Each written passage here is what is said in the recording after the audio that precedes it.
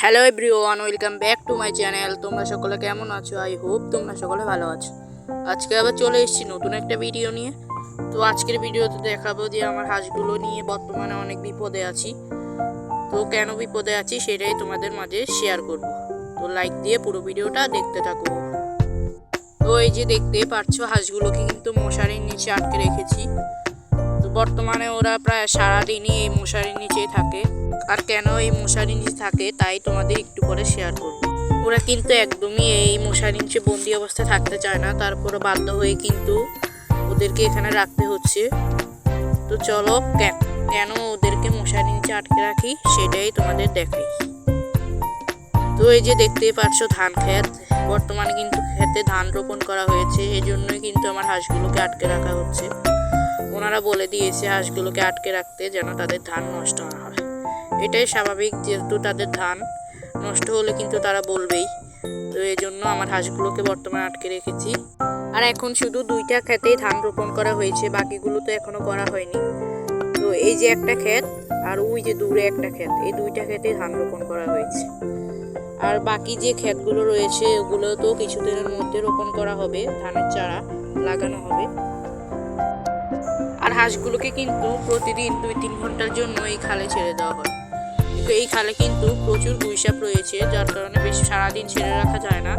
যতক্ষণ ছেড়ে রাখি ওদেরকে চোখে চোখেই রাখতে হয়।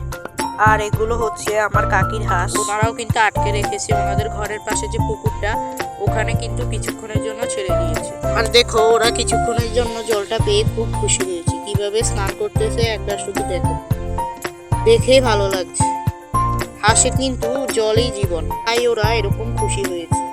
তো তোমরা ভিডিওটা এনজয় করতে থাকো।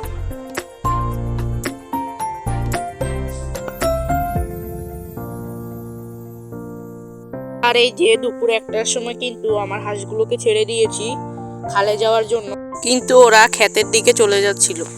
তখন আমি দৌড়ে গিয়ে ওদেরকে আটকিয়ে খালের দিকে ধাওয়া দিলাম।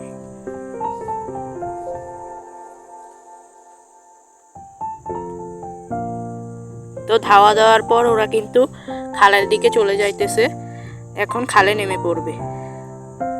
এই যে খালে নেমে পড়লো, কিছুক্ষণের মধ্যে ওরা জলে চলে যাবে।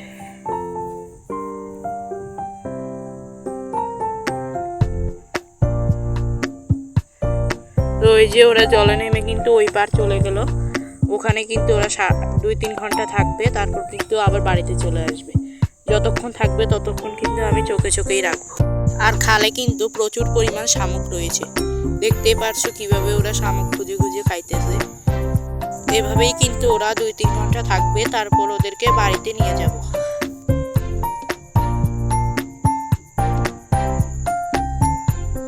আর শামুক খেলে কিন্তু হাঁস প্রচুর পরিমাণে ডিম দেয়।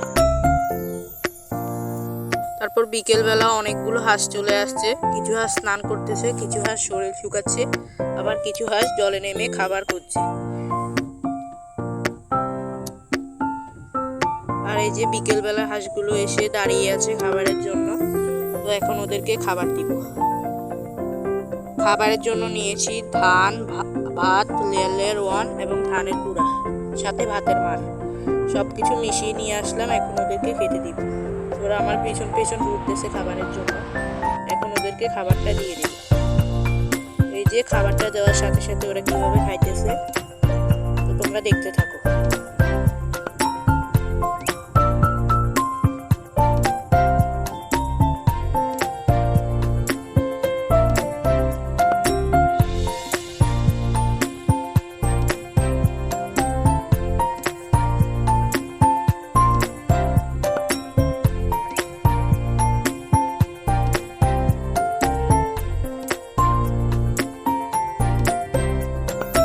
ওদের খাওয়া প্রায় শেষ পর্যায়ে, এখন ওদেরকে ঘরে দিয়ে দেব। তো এই যে ওরা এখন ঘরে চলে যাবে, ধীরে ধীরে এক এক করে কিন্তু ওরা ঘরে চলে যাচ্ছে। আর দেখতে দেখতে যারা ভিডিও শেষ পর্যায়ে চলে এসেছো তাদেরকে মন থেকে জানাই অনেক অনেক ভালোবাসা। Thanks for full watching, by.